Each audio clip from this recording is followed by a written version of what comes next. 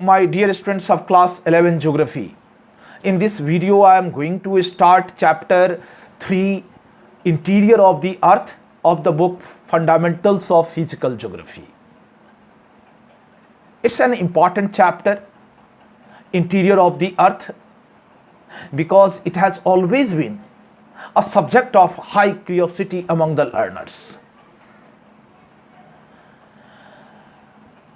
We live on the earth and our most activities are confined on the earth's surface. Geography studies the earth as the abode of human. But we must know that the configuration of the earth's surface, the structure of the earth's surface is largely a product of the processes operating inside the earth, which we call endogenic processes. These endogenic processes, along with exogenic processes, keep shaping our landscape. And today, what physiography we have on the earth's surface is the result of those endogenic and exogenic processes. Human life is greatly influenced by the physiography of a region in which a human lives. When an earthquake is experienced, when a tsunami occurs, or a volcanic eruption takes place, we get compelled to think about our Earth's interior because they originate in the interior of the Earth. We have a number of questions. What material is inside the earth? What is its temperature? What is its density? What is its state, solid, liquid, gas, or what?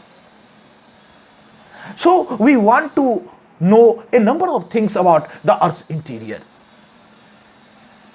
Unfortunately, our knowledge about the earth's interior is limited, because we cannot go into the earth much deeper. The radius of the earth is about 6,370 kilometers. I mean, the distance from the surface of the earth to the center of the earth is about 6,370 kilometers. And none of us or none of our instrument can reach to the center of the earth because of very high temperature, very high density, and very high pressure. So we cannot get the samples or rock materials from in the deeper part of the earth for any analysis. So our knowledge about the earth's interior is based on certain observation, certain information, and more on estimations. Of course, we have a considerable amount of information about the earth's interior that we have obtained from various sources. And these sources we can divide into two groups: direct sources and indirect sources. The sources which give us information and which we can observe directly, they are the direct sources. But the number of direct sources and the amount of knowledge that we obtain from the direct sources is considerably small, because the direct sources, the periphery of direct sources is limited just up to the upper part of the earth's interior. For example, during the mining activity, we go inside the earth, we dig the earth surface and we go inside and we bring out the materials, minerals and ores. The analysis of those materials certainly give us certain knowledge. But how deep? The deepest mine on the earth's surface is in South Africa, the gold mine at Robinson Deep, which is just 3 to 4 kilometer deep. In one side, we see the Earth's radius 6,370 kilometer, and direct material that we have obtained, that is just up to 4 kilometer deep. So it is insignificant. The another program, the deep ocean drilling program that is taking place in Arctic Ocean at Kola, that has also been able to reach up to 12 kilometer depth only. So the material that is being obtained from that drilling process gives certain information, but that is also up to 12 kilometer, and at one place, at two places, at few places. So that information also we cannot consider adequate. The third and most important direct resource is the material that is thrown out during the volcanic eruption. We know during the volcanic eruption, lava, gases, water vapor, and other dust particles, etc., are thrown out of a volcano on the Earth's surface. They are hot, so that shows that interior of the Earth might be hot. The analysis of those material tell us about the composition of the material inside the Earth, the gases and the different components of that material give us certain information about the Earth's interior.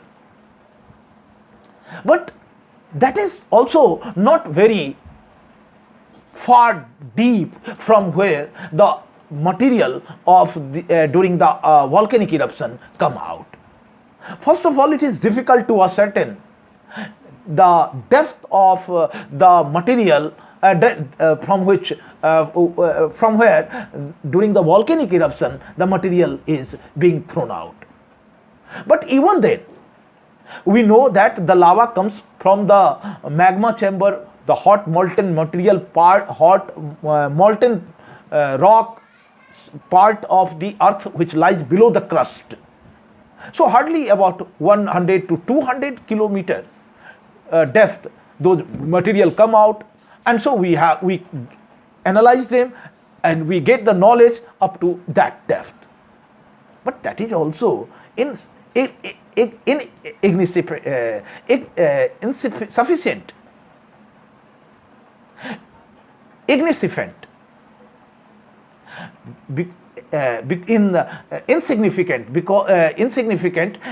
in terms of the total depth of the Earth's interior.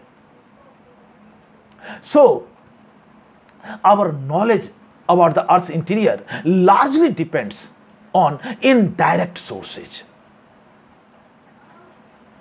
and the scientific analysis of the various indirect sources give us considerable amount of knowledge. And what are those indirect sources? They are density, temperature, pressure, earthquake waves, meteors, etc. Density, varying density of the different materials, and as we move from the crust to the center of the Earth, core of the Earth, we find different densities of the different part of the Earth that give us certain information about the composition of the Earth. Similarly, the increasing temperature towards the center of the Earth, pressure, increasing pressure, and most important, the seismic waves that are generated during earthquake give us vital information about the Earth's interior.